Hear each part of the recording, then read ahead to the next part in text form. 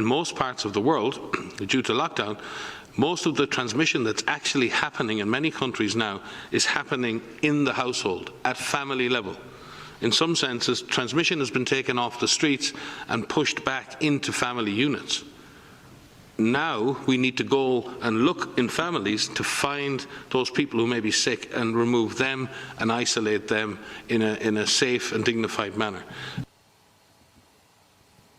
Just so you know, we're coming to your house, seizing your children, and, quote, isolating them in a safe and dignified manner, whatever that means. Now, that's not something that under normal circumstances officials casually drop during briefings.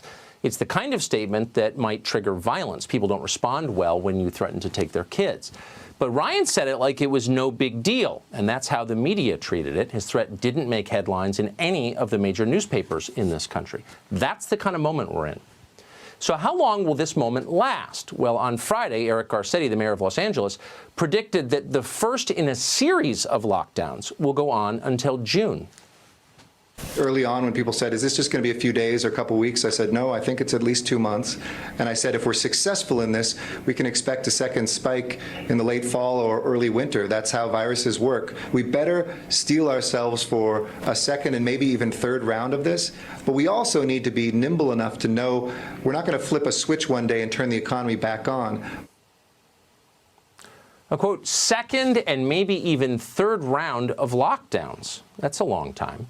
Former Obama official Jason Furman, who's now an economist at Harvard, predicts the disruption may be even more severe than that. Quote, we should certainly be prepared for a meaningful level of deliberate suspension of economic activity for the rest of the year. Well, it would be nice to know that there's a good reason for all of this, and of course everyone wants there to be a good reason, sincerely. Yet the arguments for a prolonged national lockdown are starting to sound strained. In a much-discussed article on Medium recently, two academics from Pittsburgh argued that lifting the lockdown at all, even many months from now, would be negligent. Quote, as long as a large majority of the population remains uninfected, lifting containment measures will lead to an epidemic almost as large as would happen without having mitigations in place at all.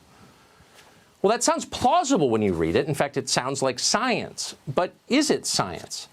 A large majority of the population remains uninfected, they say.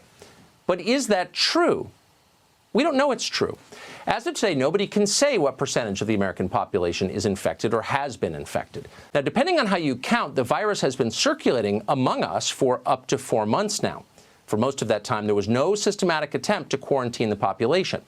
How many Americans were infected over that period? Again, we don't even have a ballpark number for that, but the number could be enormous because the virus turns out to be much easier to transmit than we thought it was. Scientists now believe the coronavirus can be transmitted by someone who shows no symptoms merely by speaking.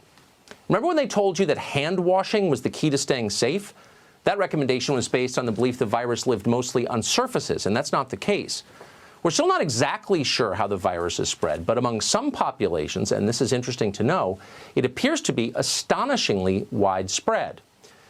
An article in the Italian media last Thursday, for example, described a blood drive in a village in Lombardy. That's in the northern part, the most infected part of the country.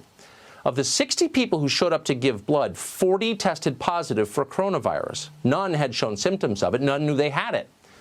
Keep in mind that Lombardy has been strictly locked down by government order since March 9th. That's almost a month ago. Yet about 70% of this group got it anyway. So it's starting to look like the coronavirus is more transmissible than we expected or were told.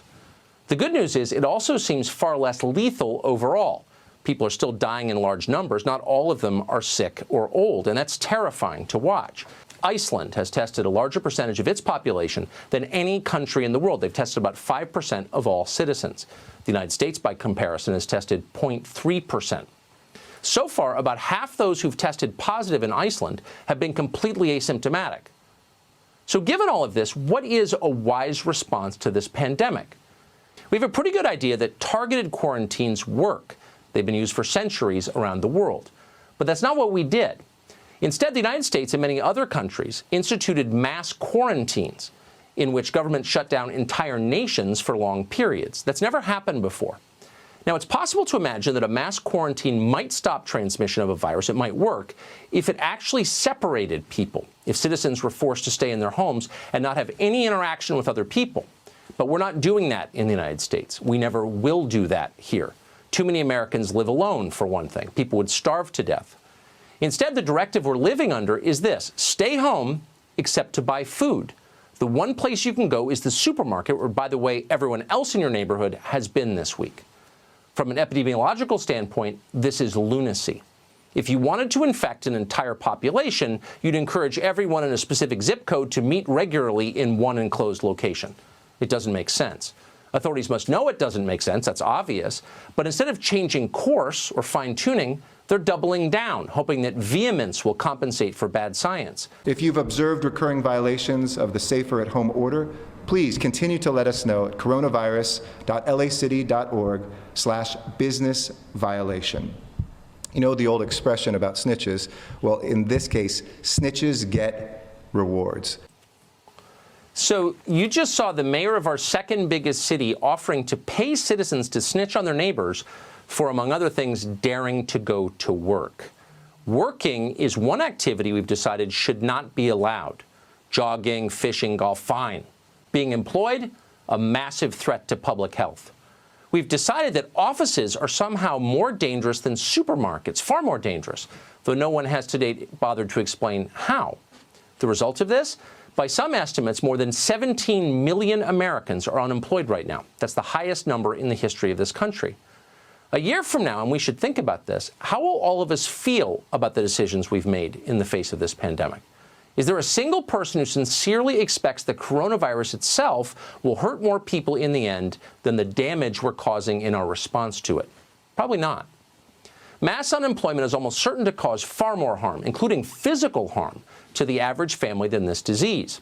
In 1967, two psychiatric researchers decided to rank traumatic life events in order of how profoundly they affected people's health. Stress can kill you, we know that, and they wanted to determine which kinds of stress were the most dangerous. The doctors found that losing a job ranked high on the list of health-degrading traumas. Joblessness came in well above death of a close friend, to put it into some perspective. If you ever found yourself unemployed with dependents to take care of, you understand this. So far, about 10,000 Americans have died from the Wuhan coronavirus. That number will rise, and it will likely include people you know. That's a tragedy. But it's not the only tragedy in progress in this country. In 2018, more than 67,000 Americans died of drug overdoses. The year before, more than 70,000 died. The drug epidemic has permanently changed the demographics of this country, but for some reason, CNN has not kept a running tally of drug casualties on the screen. Why is that? Well, you know why. It's not their peer group. It doesn't seem real. They're not that interested. And the same thing is going on now. If the coronavirus shutdown was crushing college administrators or nonprofit executives or green energy lobbyists, it would have ended last week.